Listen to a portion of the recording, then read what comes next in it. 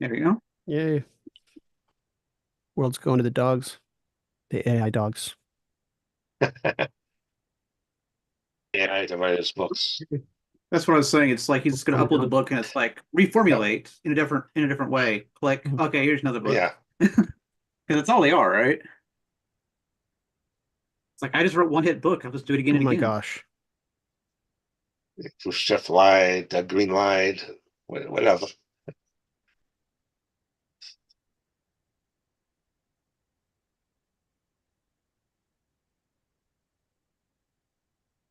Mm.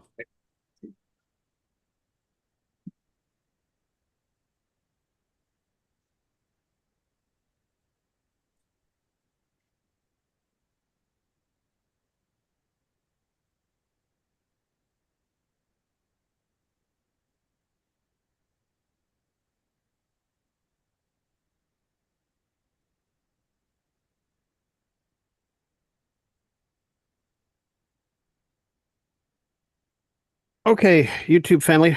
We're not really watching, but maybe someone's watching. Who knows? Tonight we're discussing the syllogism. I don't know how far we'll get, and I haven't read. But I'm gonna start us off by reading a couple paragraphs from the Errol Harris book where he talks about this because I think it's very interesting. So on page 240, Harris says, "Is it once criticizing the traditional logic of the understanding and developing his own theory of dialectical progression as the genuine movement of reason? The key to his argument throughout is that the former is based on the abstract universal, and the latter is the self-development of the concrete." Okay, there's a lot to unpack there, but suffice it to say, I'm going to keep going. Of genuine, live, operative thinking with a concrete content. Okay. He's not interested in the construction of a king that the formal syllogisms of the traditional logic are based upon accidental and external linkages between concepts. The same looseness of connection persists in modern symbolic logic, which reduces implication to a disjunction of truth values determined be the means of discovery and can only be used as a device for exposition. Uh, hang on.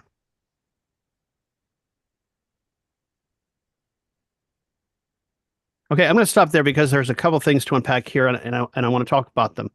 So, when he talks about what the abstract universal is, for one thing, um, versus a dialectical progression, what he's really saying, judgment or a syllogism, he's talking about ones that are isolated and represent something external to the argument and not integral to it. Any term and drop it in, and the way that you do it is that the entire argument hinges is that it's always provisional. It's always provisional on whatever subject you've selected, right? So, a couple pages later, when he talks about the qualitative syllogism, he talks about um, the like the rose is red, red, and so the middle term, um, uh, color, serves to link up the individual and the universal. And the problem is it's entirely contingent. You drop in a certain term, and whatever it signifies takes the argument further. The problem, of course, is that there are et cetera, but none of this is mentioned. And so your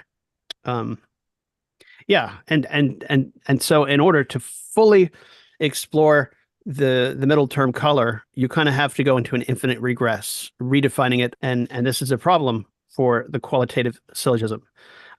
Okay, so going further in the paragraph, he talks about, let's see here. I find this very interesting. Hegel is pursuing a logic of genuine live operative thinking with a concrete content. So a concrete content is a sub internal logic and not just sort of dropped in somewhere and made the key term arbitrarily, let's say. He's not interested in the construction of a calculus with abstract symbols. Okay, this reasoning willy-nilly because it all has to hang together if it's actually going to make sense. So we find him complaining that the formal syllogisms are linkages between the terms. Okay. Um, so one thing that creeps to mind about the self-development of the concrete. This is another way of saying dialectical logic. Okay. One thing he's saying is that when reasoning, um, reasoning by form, just I find it slightly troubling that when Engels in his work distills dialections, this is interpreted by many later Marxists as a form that should be sort of taken as the formula.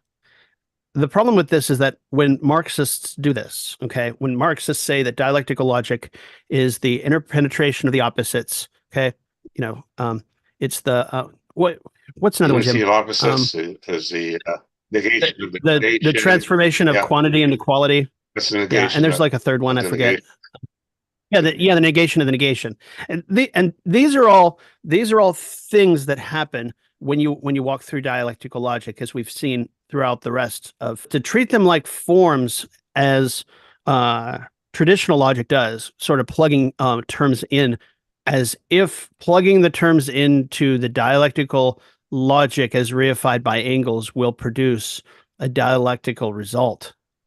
I mean, Hegel is absolutely against that, saying all you're doing is regressing to school room logic, using forms as if they mean anything when actually they don't mean very much.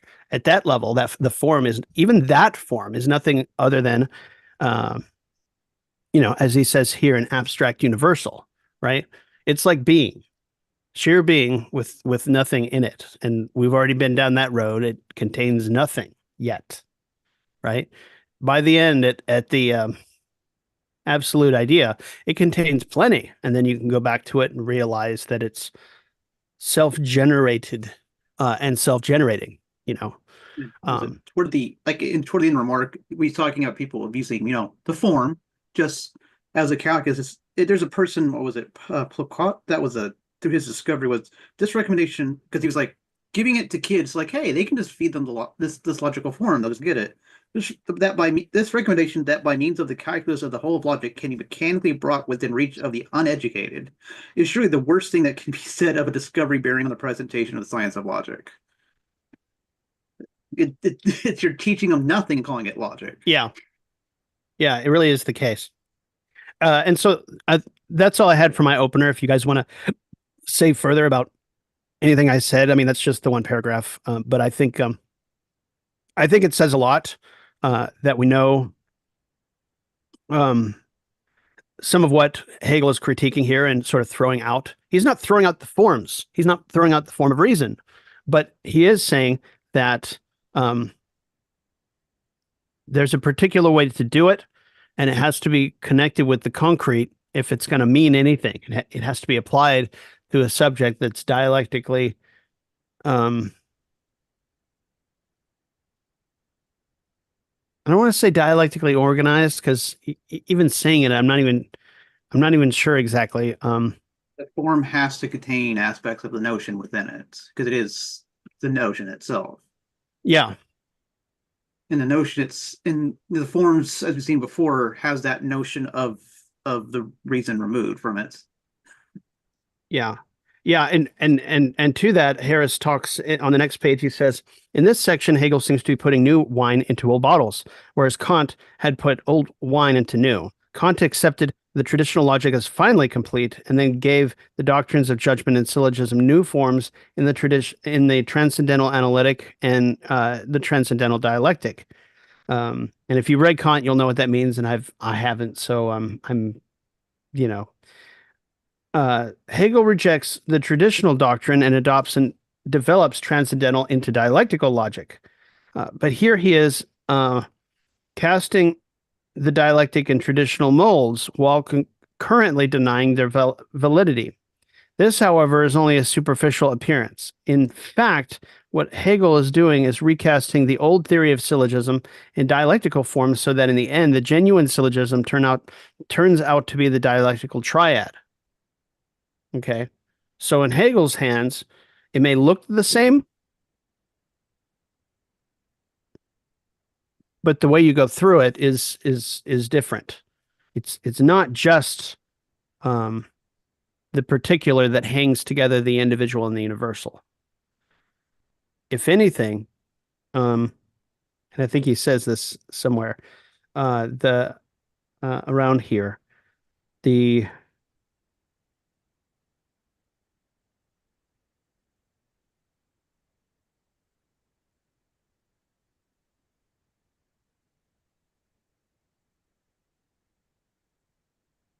Hmm.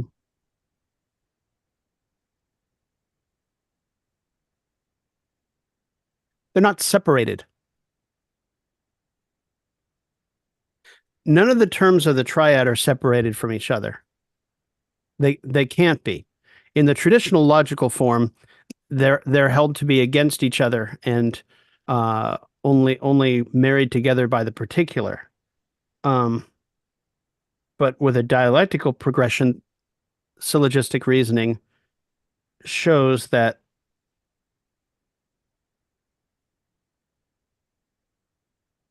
let's see. It is the reason more especially of philosophy in which the concrete concept being explicit and aware of itself specifies itself into moments each of which it recognizes as necessary phases of the whole and equally as containing the whole immanent in it.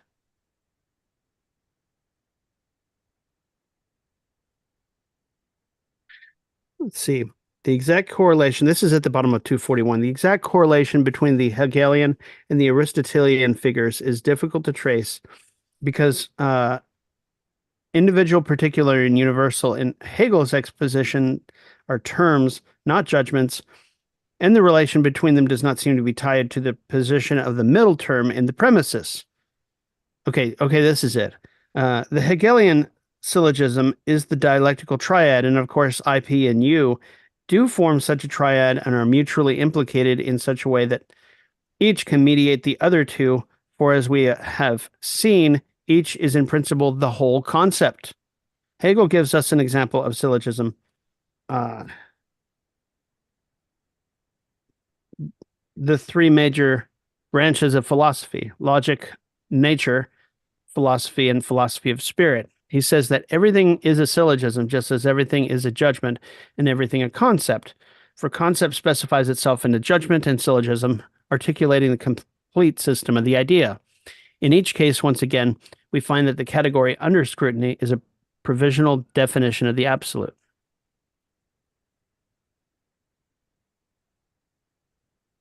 Okay. And then he goes into the three divisions. The qualitative, the syllogism of reflection, which is inductive, and the syllogism of necessity. And he says, corresponding once more to being, essence, and concept, but, and more nearly to the forms of judgment which we have just reviewed. And he goes into how this is, under Hegel's pen, it's shown to be incomplete. Okay. So you have the qualitative, you have reflection, and you have necessity. Well, that really only gets to being and essence and essence again, actually, if you really think about it. So really, there's no syllogism of the concept here. Not really. That shows up at the end of the system, which I think I talked about last time a little bit. But I kind of want to give it away to Kyle because I don't understand formal logic very well, and the qualitative syllogism kind of gives most of that. So can you tell us a little about MP, SM, SP, and some of the symbolic language that's like on page 244? It's like X and then parentheses. Remember what the predicate logic I mean, I can look it up right quick. Predicate logic was not something I did a lot of deep dive into. I guess, but the SM, EMP, SM, all that makes that's something you actually already discussed, where S is the subject, P is predicate, and M is middle. So it's just literally that. Yeah. So, as we were seeing, subject, middle, predicate. Oh, you got the subject predicate. You get for the formal. So that's okay. But the stuff I need to re-review is so that symbol means implies. Well, I think the way formal logic is taught has changed a lot since Hegel's day because of symbolic logic. And I don't think there's the same emphasis on syllogisms as it would have been in Hegel's time. I mean, in the traditional way of teaching formal logic, there was all the emphasis on the different figures. And if you took a course like on formal logic nowadays, it probably wouldn't be that much discussion of the different figures. It's sort of considered sort of archaic.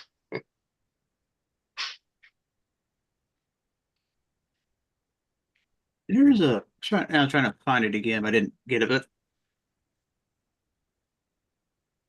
This is basically the first one says there is an X such that X imply. Actually, I don't even remember exactly, but it's saying that ends up being more in judgment of allness. Yeah, I'd have to throw that through something again. Yes. There's a formula. Okay, that might be it. Let me try to just throw this to ChatGPT right quick.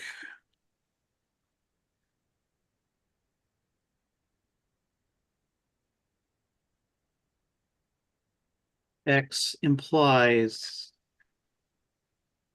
Yeah, I need to, at some point, I was going to go through and actually and write exactly down the translation of each of this.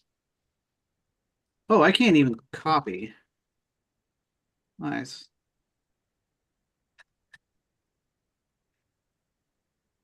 I'll have it in just a second. I'm just doing it a little differently this time.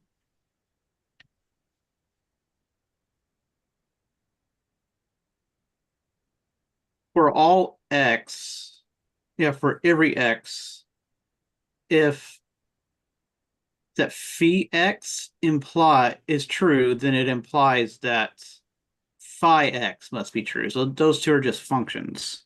Yeah. Yeah. And that's why it's a judgment of allness. Good Lord, yeah, eventually need to write that out. Well,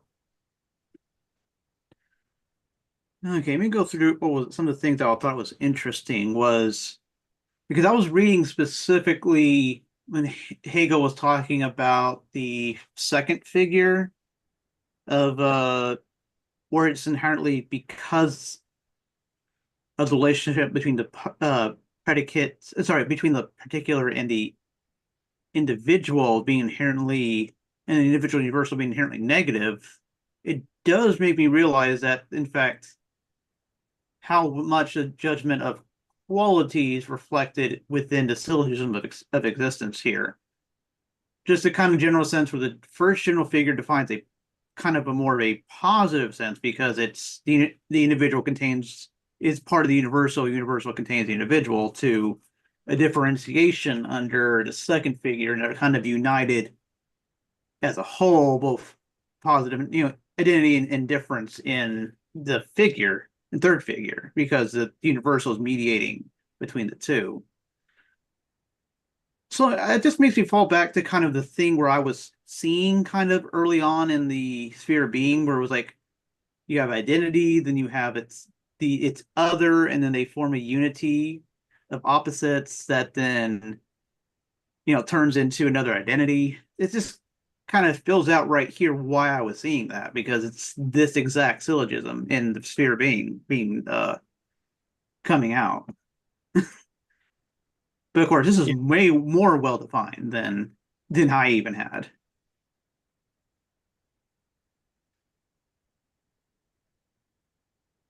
What was it? I just thought it was funny, his example of the first figure faults of it, where you can get a correct answer, but it's incomplete at best. Like the wall is painted, the paint is blue, therefore the wall is blue, except you also used yellow paint. That wasn't described in this. So the wall as a whole is green, but you could also say it's yellow, technically. Wink, wink.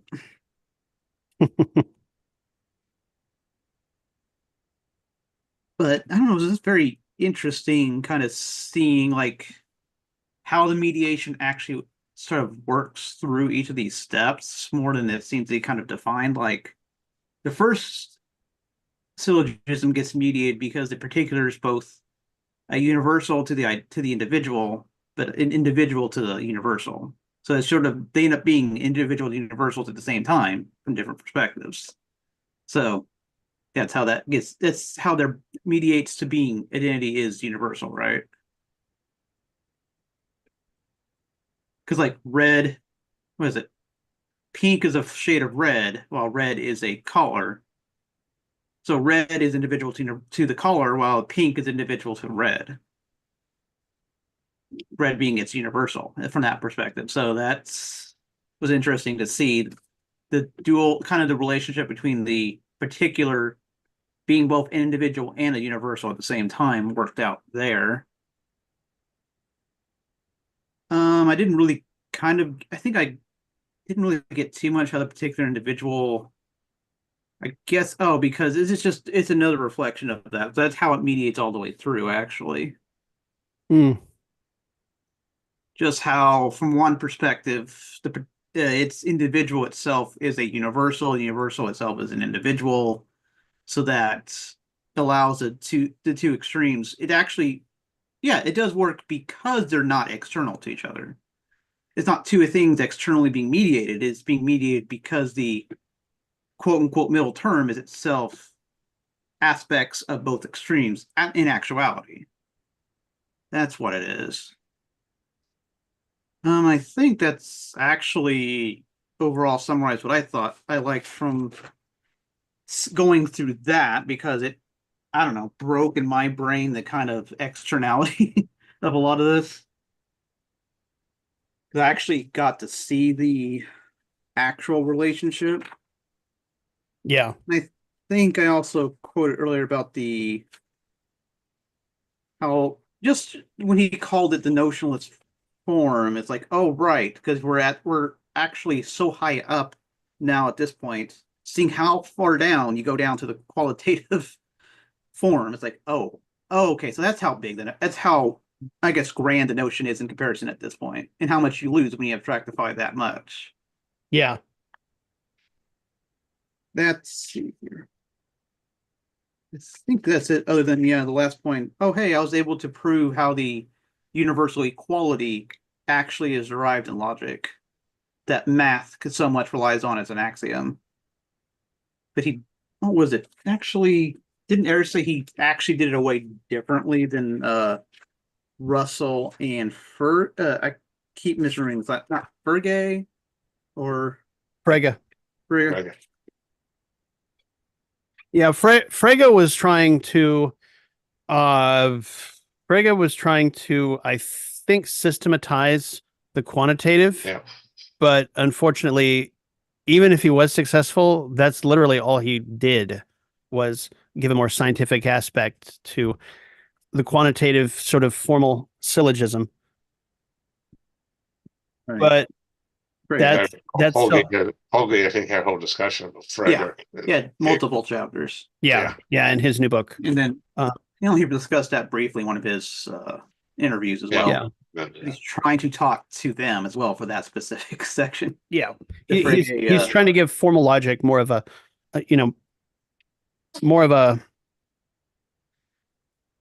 I don't know, more of a scientific basis, and and everybody who's of an analytic bent, and knows enough about this probably points to Frege and say, see, Hegel's wrong, when actually all Frege did was just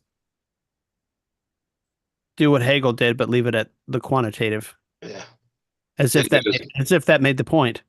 Soviet Union and the Warsaw Pact countries, especially after 1956, the philosophers in those countries, we went to town on discussing, Hegel, dialectical logic and how it relates to formal logic. Because during Stalin's time, we couldn't really discuss those things very much. Yeah. Because the big fear was you might be accused of formalism and Menshevism and the whole bit. Yeah. You're a Menshevik. And during Stalin's time, most of the work on formal logic was actually done by mathematicians because nobody bothered them. Yeah. Philosophers was different. Soviets were pretty sensitive about what the philosophers are up to, because that was the whole basis for Soviet ideology. So yeah, they had, so philosophers had to watch their step. And get to Khrushchev's time, it was a more liberal climate, and these questions could be revisited. So there were people defending all different kinds of positions on that. You had some people really had an analytical bent. So Yeah. they were trying to like reduce dialectical logic to a mathematical form. Never was that's nonsense to try that.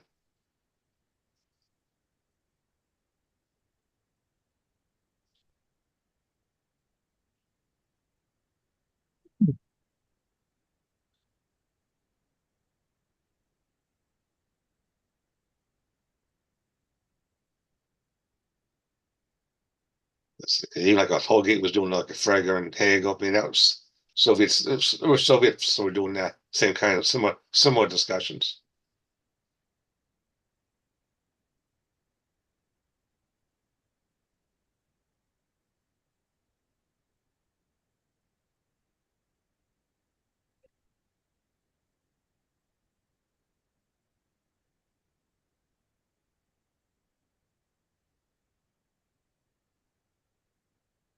Oh, and Leibniz has its own syllogism. That's another dogmatic proof of God. Okay. Yeah.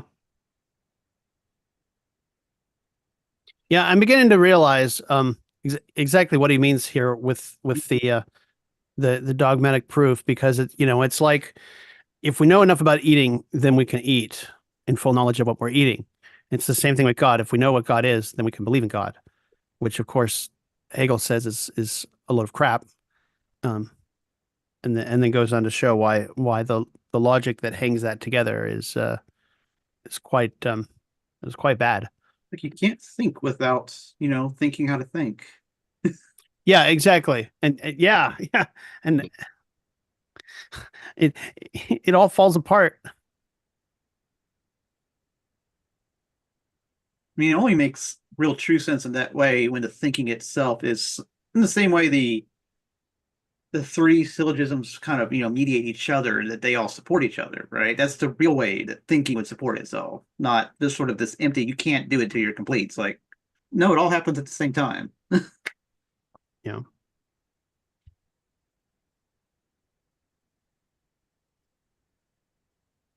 No. Why they don't seem to teach this in school anymore, at least the traditional forms, at least. At least I don't remember ever dealing with it. Honestly, I'm not going to claim this for higher education, but I definitely will for primary and secondary. In Hegel's era, they gave the traditional logic to show you how things are reasoned through. Mhm. My contention is, in today's education, you don't even get that. Mm. I mean, I didn't take a single philosophy class or basic reasoning class in the entirety of high school. The closest I got was going through mathematics. And maybe someone got ethical studies somewhere in there. I'm not sure what was offered, but things have degenerated to the point where, if if you come across a high school class with actual formal symbolic logic, you're lucky. Yeah. It's like I wish I had this instead of traditional, but I didn't even get the traditional. You're right. I got Right. that's why I went to STEM. Hmm. Yep. And of course, the problem with STEM is that it's repeating the old errors. It's saying the form is enough, right? And you should look at practical problems, and that's it. It's all sort of mechanical, actually. Reasoning is reduced to mechanical operations, and that's it. Yeah, maybe even Oh, it's basis of computers. Yeah, and that's where I had a little bit extra, but in college only.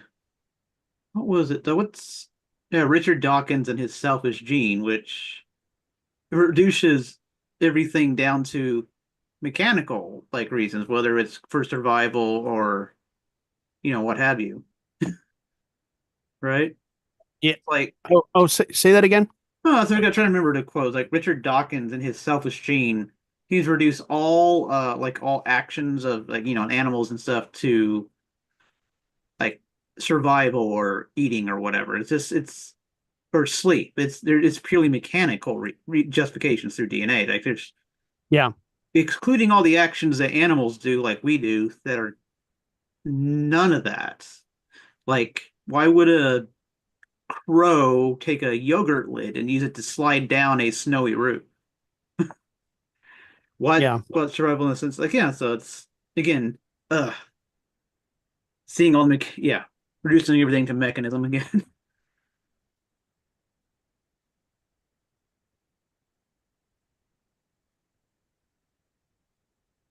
Yeah, exactly.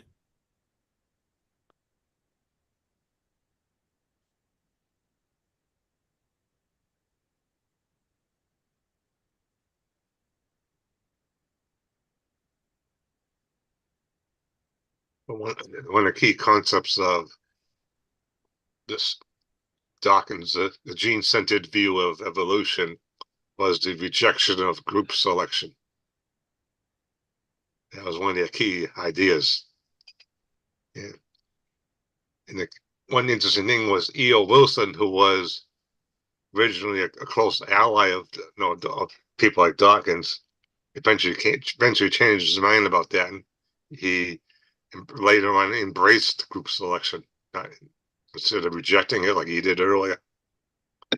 Yeah.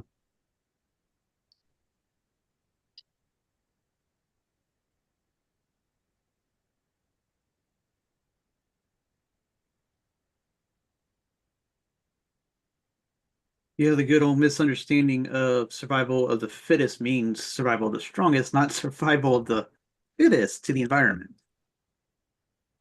which Well, can often include group selection, right? yeah. And and Darwin's theory, although I haven't read it through, is based on seeing individual instances and being able to draw, you know, inferences based on that about certain universals. The misunderstanding is taking those universals and plotting out laws that don't follow from any of Darwin's work, Right. unfortunately. I'm just thinking about Christian apologists who specifically continue to misinterpret that meaning, or what that can mean. And Yeah. evolution theory has to mean survival of the strongest, and that's not how it's interpreted generally. Not interpreted by Yeah, scientists. Yeah. exactly. I think I've had to correct my mother on that before too. Hmm.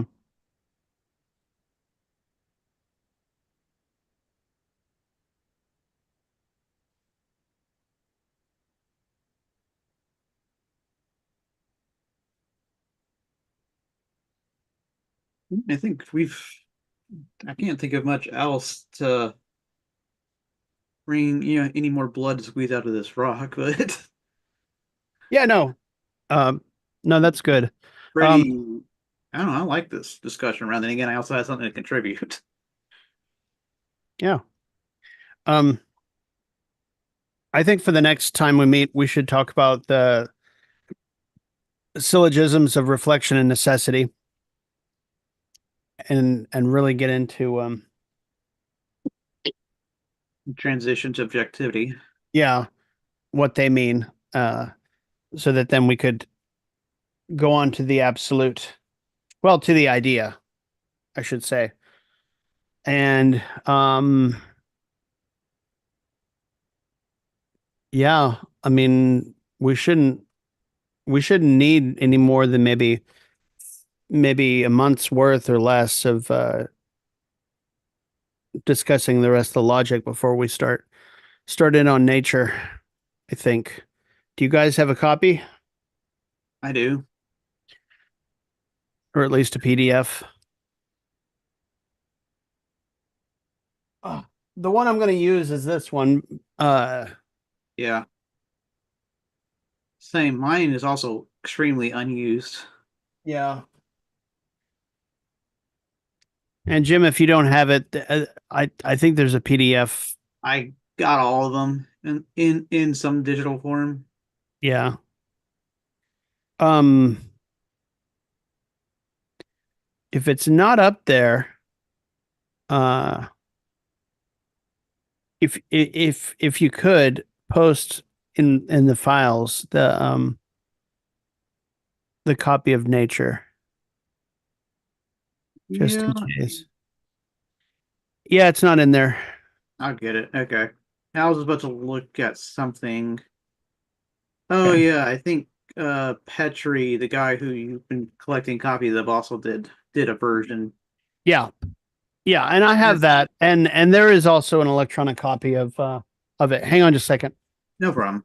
Yeah, I'm trying to think. That's the only versions I'm aware of at this point.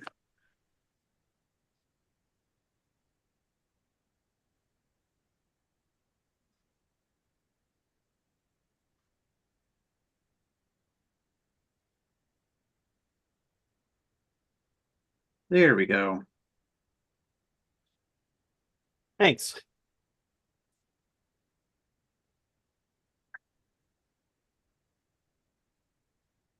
I was say that those are like the only two versions I can think of that's been translated to English, right? Those two translations. Yeah, yeah, I think those are the only ones.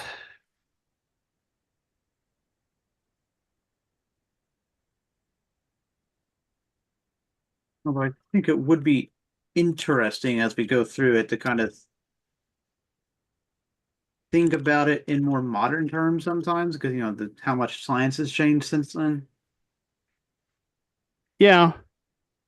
I'm not I'm not really that concerned about what Oh ends no, up being modern or not because I don't think it would change the categorical structure of no, it and where it did.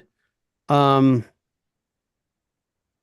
I don't know. I mean, no, I haven't read it yet, so I don't know what's affected, right? Um no. I'm just like curious what that would look like if someone were to update anything more than actually just being concerned about it. yeah.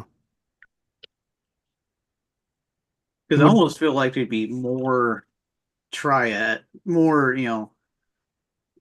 like specific areas than anything else would fall into, not necessarily anything else. Well, I think that's what Engels had tried to do. Yeah.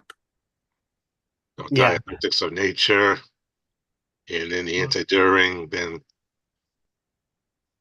later on, Lenin took a stab at that with materialism and empirical Mhm. criticism, and various Soviet philosophers and scientists wrote on the Okay.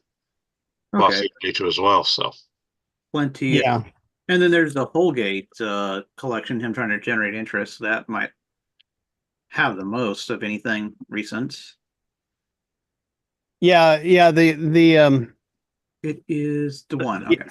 yeah, the Hoolgate collection uh is basically a set of papers from a conference that was trying to generate interest in philosophy of nature at the time, and this is like mid to late 70s, early 80s, I think. Although it could have been, oh, hang on a second. It might have been sooner than that. Uh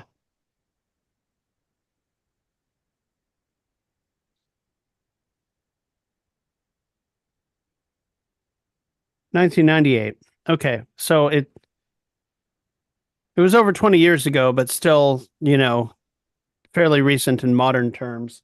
Um uh and the long and the short of the collection is that um the philosophy of nature as Hegel plotted it wasn't actually um, sort of the flop that it was um, later lambasted as, because, scientific knowledge moved on from that point, but they're sort of missing the point that it wasn't really about what was the most current about scientific knowledge and more about the categorical structure of nature. Yeah, it was. Well, the notion Yeah. implicit in nature and what that actually means, right? I guess then the way it's better to say it is interested to see how this further describes science today, kind of like more insight to it. Yeah. Which, by the way, the PDF is uploaded. Awesome. Perfect. There it is. Okay. I wonder if there's any way to do like a whiteboard kind of thing, especially next time, so that we can like Okay. write out some. Oh, well, there you go. Yeah.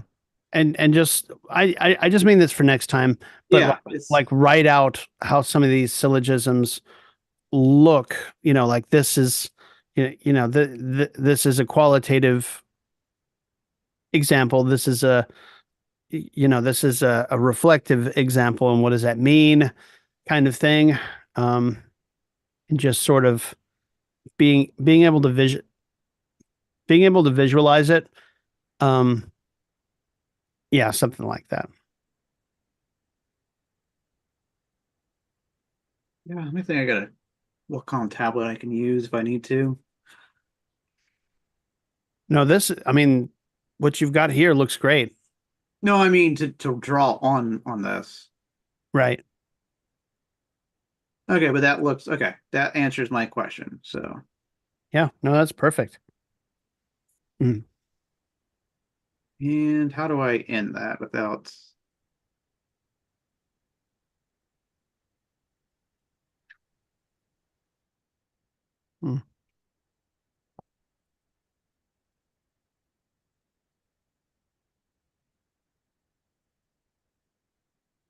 Oh, I can do it too.